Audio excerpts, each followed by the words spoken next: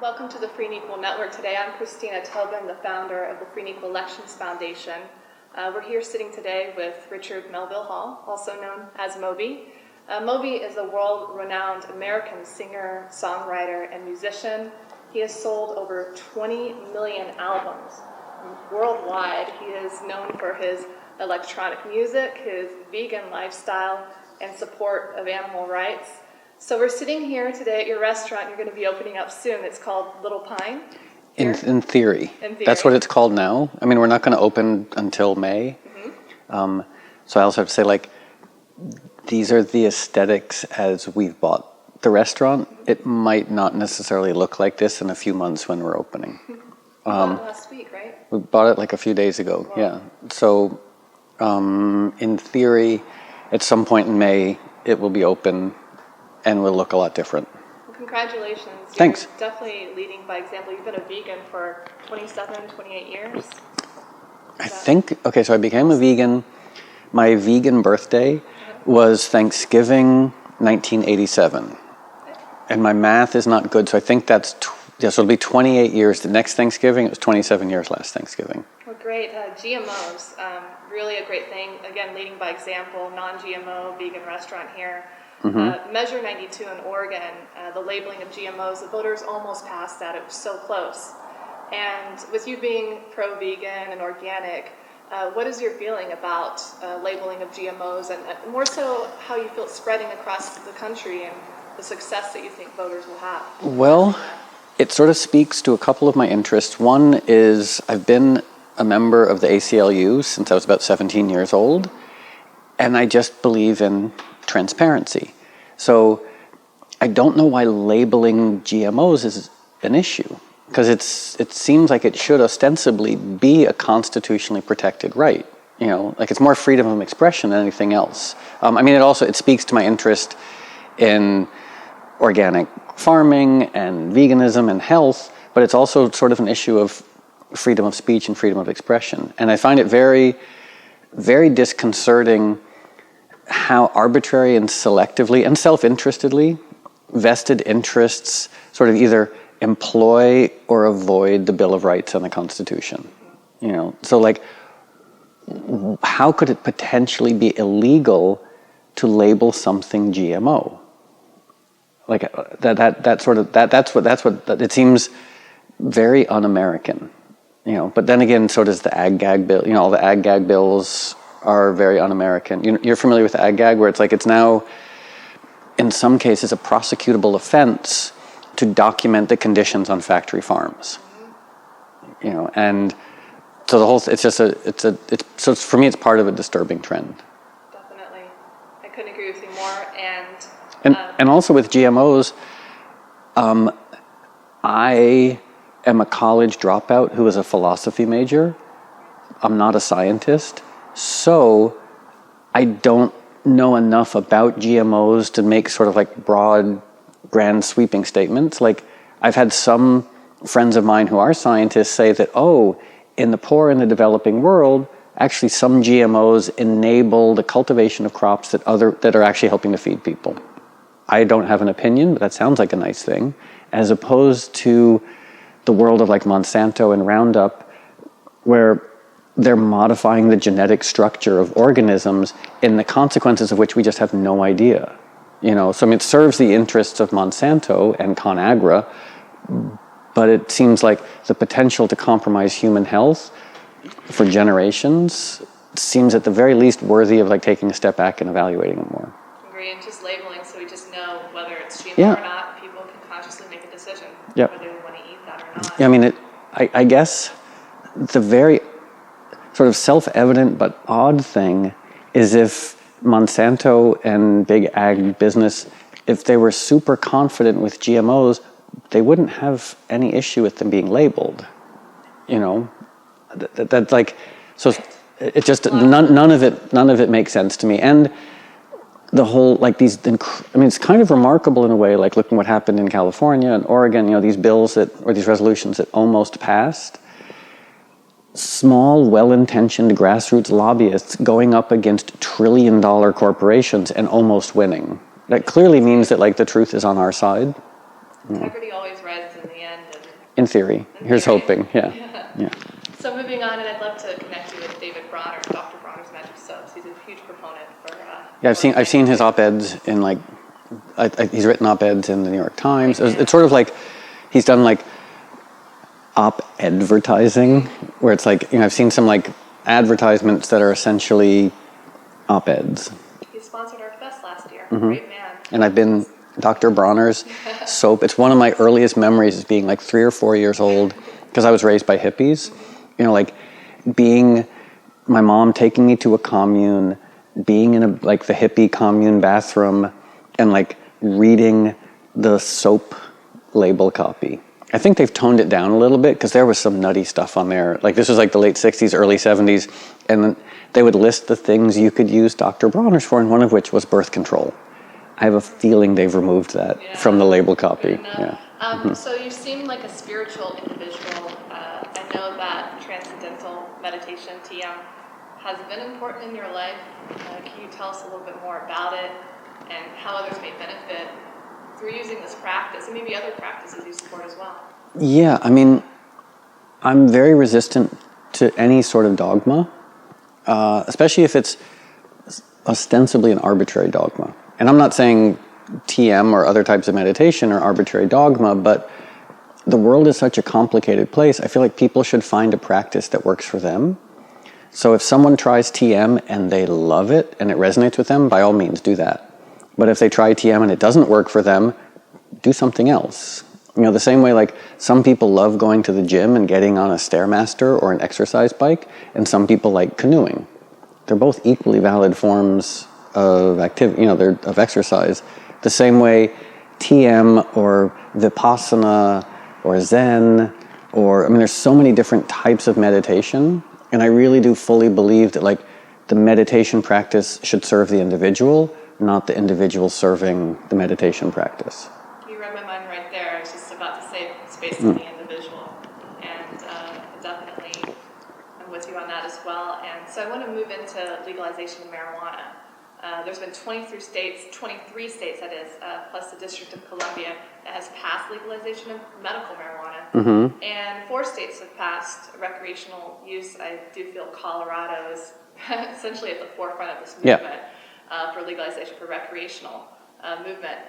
This really could have a strong effect on the prison system with pardoning. How do you feel about the timing of this? Well, anything that basically decriminalizes consensual acts, I'm all in favor of. The idea that, ultimately, I guess I'm a sort of a civil libertarian when it comes to our bodies.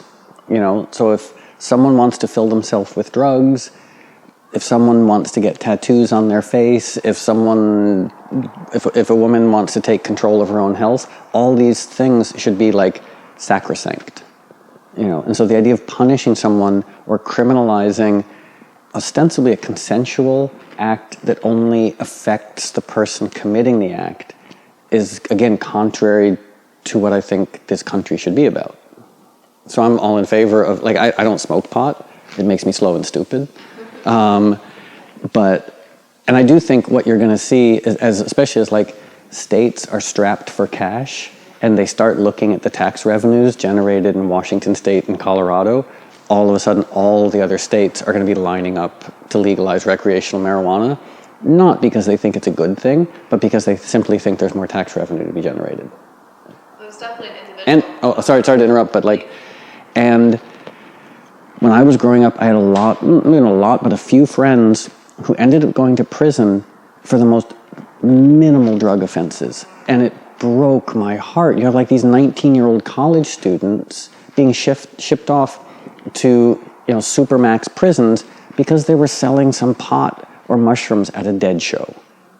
And so they're being bunked with rapists and murderers because they sold plant material. And that, there's so much about our judicial system and our prison system that's horrifying, but that just seems like such an egregious wrong that's so easy to rectify. Yeah, another guy to have on your radar before we move right into the next question, Mayor Mike Donovan out of Glendale, Colorado. He really took a stance running as an independent for governor.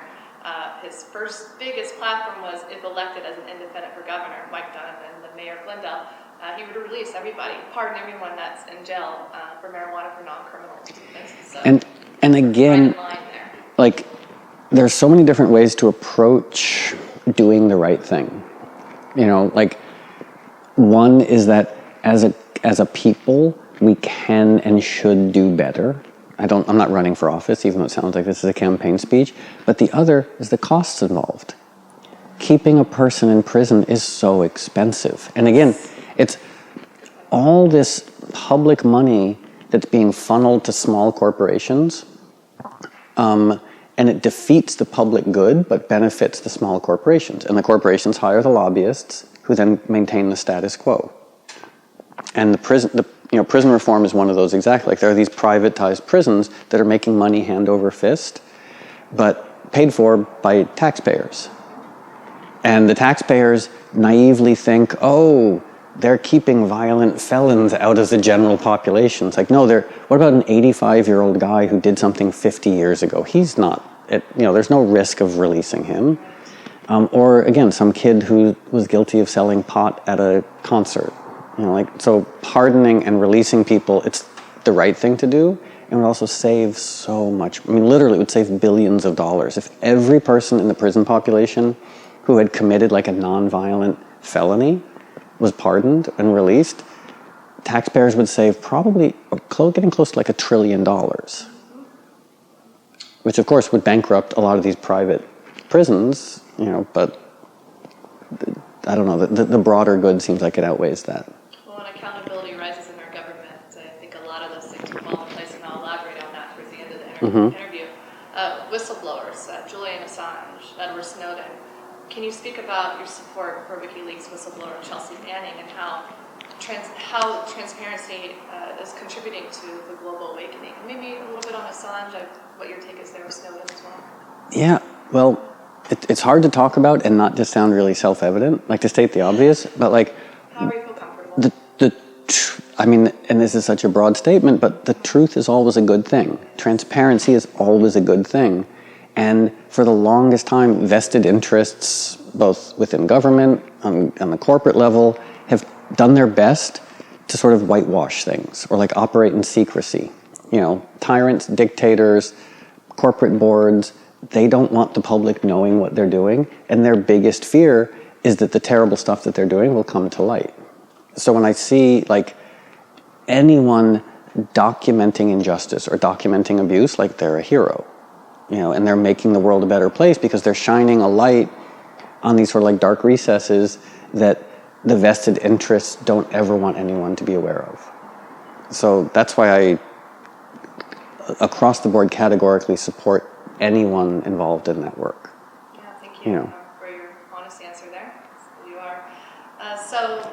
I recently saw the documentary Citizen 4, Snowden, so that was an eye-opening thing, and transitioning into how documentaries such as that to Jon Stewart and Rosewater, and putting truth, transparency out there, and kind of rolling into TV, media, sports, could be potentially distraction, going right into the music industry, which is what you are.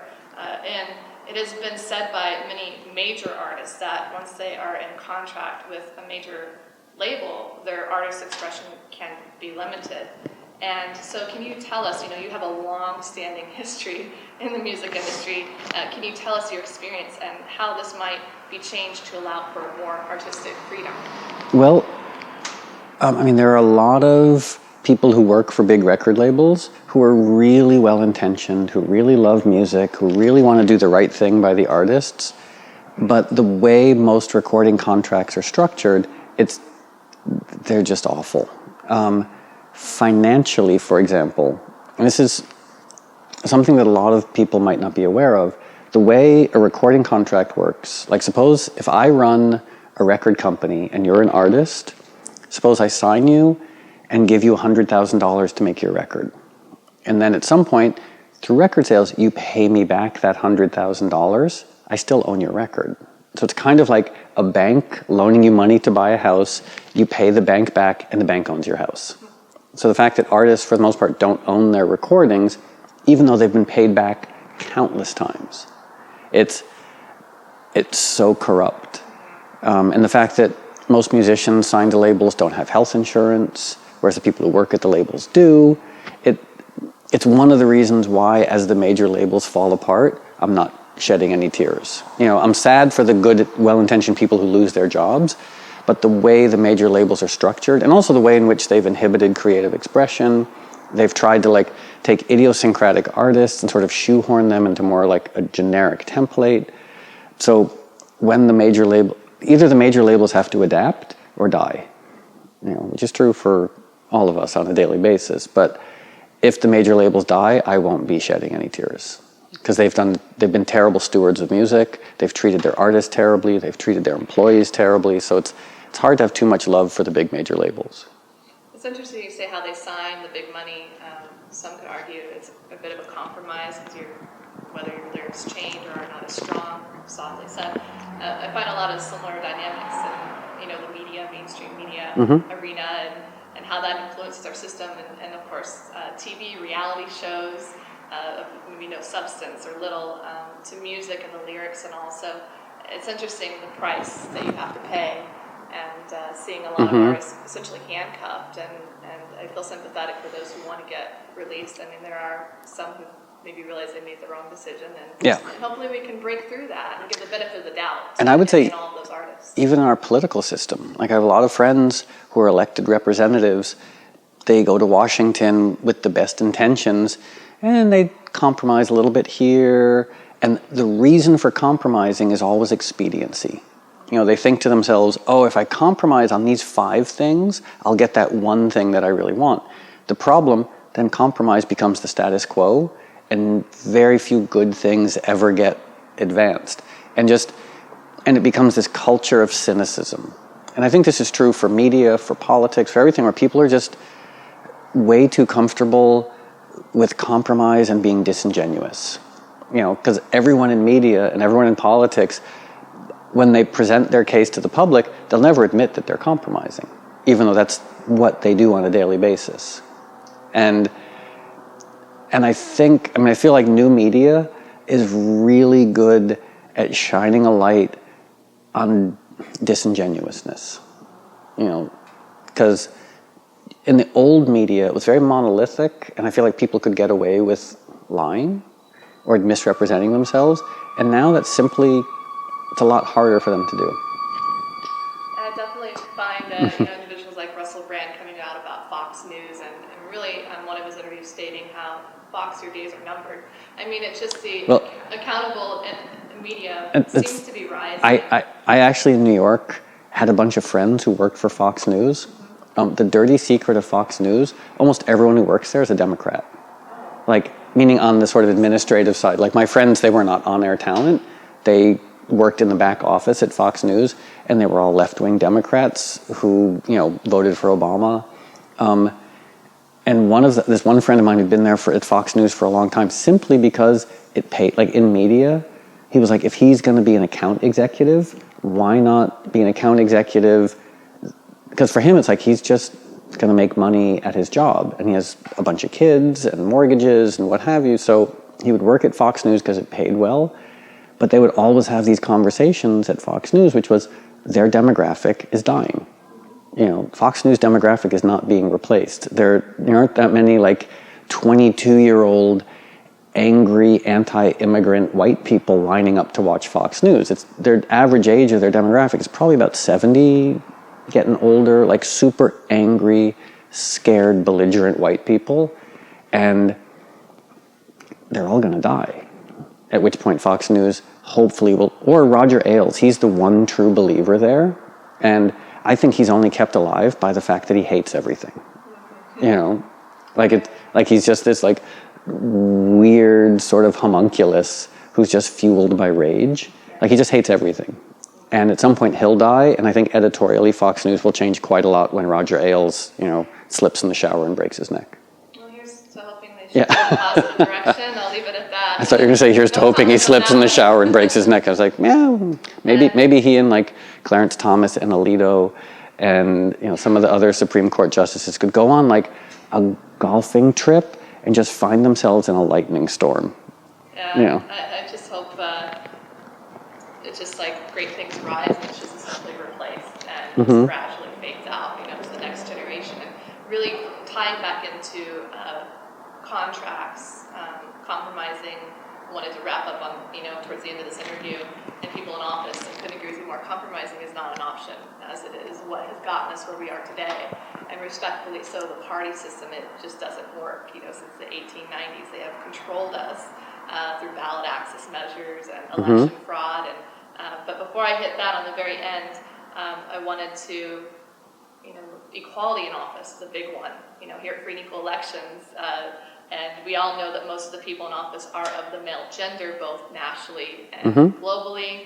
How do you feel this might be contributing to the imbalance on this planet? And how do you feel how more diversity, whether it's nationalities, gender, ages, might shift things? I guess the first question is how that would be legislated or enforced. Affirmative action to representative democracy would be tricky. By definition, you can't really have both. What we can do, the world that we live in would become a million times better if simply there was a restriction of corporate money in politics. I'm completely stating the obvious, but when someone's elected, they run as a man or a woman of the people, and the moment they're elected, they start working for corporations. And that's the agenda in Washington is just driven by corporate lobbyists, which we accept, but other countries, that's not the case. So institutionally, because I feel like the United States is this vast melting pot, and the melting pot is not reflected in Washington or in state legislatures. So there are a few things we could do that would make sort of politics resemble the world in which we live. One, make voting days a national holiday. Yes. That's the case in other countries. Have penalize people if they don't vote. Simply, there's a financial penalty if you don't vote. If 100% of eligible voters voted, you would see a very different demographic. The people who vote like if you look at the curve demographically, statistically, it tends to be old, angry white people. Which is why every midterm election, for the most part, the Republicans win. Because the rest of us have jobs. So if the voting is happening, if your precinct is open from 7 a.m. to 4 p.m. or 5 p.m. or 6 p.m., who's going to go on a Tuesday?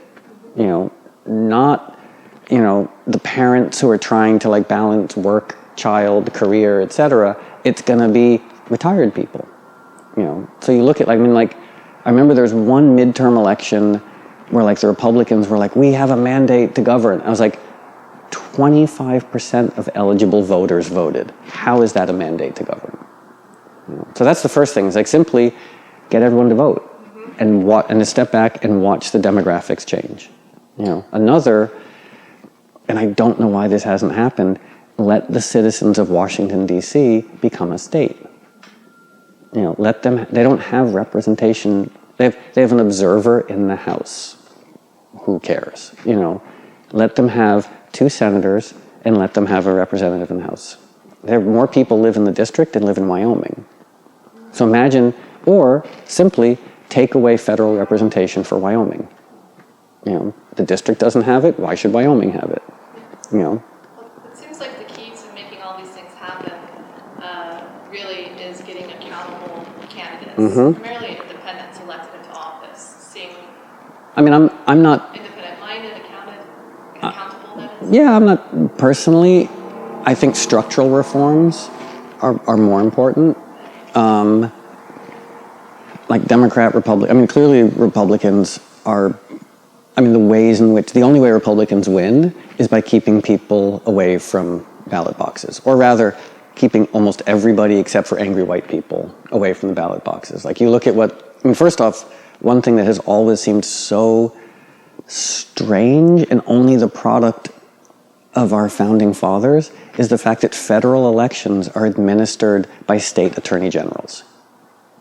That's just weird, Which are appointed to office by the people, these and ours alike. Yeah, and so when you had that system in Florida in 2000, where like the election was being overseen by a Republican attorney general who'd been appointed by Bush's brother, and then it was, I mean, basically we sat through a coup. It was just a coup that was done in public. And then the Supreme Court, who'd been installed by Bush's dad and Bush's dad's ex-boss, they all like certified the results. So it was a coup. You can't say when one person gets 1 million more votes and is kept from occupying the office, it was a coup. Any other country would be very clear. But we all just sat back and watched American Idol. And so an inspirational individual once said, if you want to ever bring about a revolutionary, I like to drop the R and say evolutionary change, 2 things would need to be involved: the youth and music. And hence we're holding our second United We Stand Festival in Colorado this summer. We've got a couple of venues, but I think one very much will be likely where it will be held. And so on that note, the fest is about making voting exciting again and fun. We worked with headcount.com last year, Rock the Vote, and getting people to not only want to vote again, but to run for office, to get engaged in the electoral process, to create a platform that opens it up for musicians that are not watered down by contracts, who can sing the music they would like, speak their mind, from yourself to Michael Franti, to the Montes Yahoo, to Wycliffe Jean, different genres of music coming together, from large, mid, lower artists to intellectuals, leaders, to the Jon Stewarts or the Russell Brands. It doesn't matter, just people that need to be heard throughout the world. And so I definitely will pass along the information, but I wanted to personally give you some information about free and equal elections. Thank you. And we'll be addressing electoral fraud, the need to, maybe there needs to be changes. Is the Electoral College popular vote good for us? Should we implement instant runoff voting, proportional representation, those sort of things? There's another thing that has, because I was a philosophy major, and there's this fallacy, there's a philosophical fallacy, it's called the is-ought fallacy. And it's fallacious logic to say that because something is, it ought to be. For example, one could have argued, and people did try and argue, in the early 20th century, because women haven't been allowed to vote, they shouldn't be allowed to vote. Because kids work in factories, they should work in factories. Because slavery exists, it should exist. It's so clear when we see this fallacious logic, how it should be overturned. But one thing that I've been very confused by is having elected representatives. We just accept that's the way it works. It's the way everything works. We're all pretty educated at this point. I don't know if we need to have professional representatives in the way that we did 200 years ago. 200 years ago, a primarily agrarian populace who didn't really know, and Washington was a month away. Now, it's safe to say that the general public is better educated than most politicians. Why do we still let them make all the decisions? Why, we know how to vote online. Everyone's connected, so why not have true representative democracy where issues are voted on by the people? Not by paid corporate stooges, who pretend to be ostensibly representing the will of the people. So I really feel like that has to be the future. Instead of paying overfed white guys to go to Washington, wear bad suits, and vote for their corporate masters, we vote on a weekly basis, a monthly basis, where it's when issues come up, not all of them, but a lot of issues that are before Congress could actually be dealt by the populace directly. And our freedom is essentially the internet. I think we have that freedom, and I'll tell you a little bit more afterwards. We're launching our initiative, the Election Assistant, which will list every single candidate running for office, whether they're D, R, independent, incorporating online debates, because we have a history of doing lots of debates, as well as the money of politics. I foresee that fading away and accountability rising. I hope so. I mean, Citizens United was just a dark moment in the history of our country, to say that corporations are people, but we don't have to know what they're doing, and they're allowed to contribute whatever they want to the political process. That is so insidious. Well, I hope you can make it. It looks like it's going to be September 12th through 13th in Colorado. And I thank you, Moby, for your time today. Did you have anything else to say to our listeners out there? No, not that I can think of. Well, Moby.com is his website for those of you. I guess the one thing I would say that what I've been really surprised by is how many progressives eat meat. I'm really baffled by this because, like, according to the United Nations, 25% or more of climate change comes from raising animals. It takes roughly 100 gallons of water to make a pound of soybeans and 10,000 gallons of water to make a pound of beef, not to mention the animal suffering, the communities that are decimated by slaughterhouses. I'm really, truly baffled when you have progressives who still, like, every time you buy a hamburger or milk, you're contributing to the system that you loathe. And the use of natural resources, the deforestation, the water pollution, the climate change, the way communities are ruined. So like a progressive eating meat or dairy is akin to like someone at a cancer organization smoking cigarettes. You know? It seems like every problem we have, again, derives from a flawed electoral system and having the desire to have and personal accountability. I mean, I feel like we do still live in a democracy, and politicians and corporations will respond to us if we speak up. You know, if en masse, like for example, the fact that women are so underrepresented in Washington, women should boycott that. And worldwide. Yeah, and worldwide. Like, women have so much power, like, just stop voting for male politicians. Well, thanks for your time today. Obviously it's delightful to speak with you. I'm so glad to have met you, and your team is so wonderful. And I look forward to connecting with you again in the future. So that's a wrap. You're on the Free and Equal Network today. We're with Moby. Thank you for your time, a man that leads by example in every way, and hope you join us again. Thank you so much.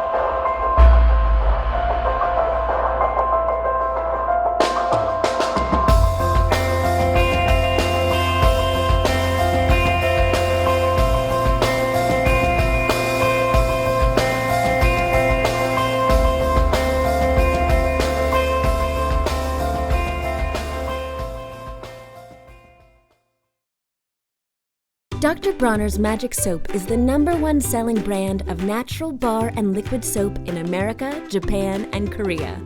A bottle of Dr. Bronner's is sold in the USA every 3.5 seconds. Experience it for yourself. Sure, voting's a hassle, getting registered and then making time to vote, but between golf clinic and lunch at the club, I vote. Because only educated people with life experience should be voting, not kids who think they know everything. Laws making it harder for riffraff to vote? Absolutely. Keeps things as they should be.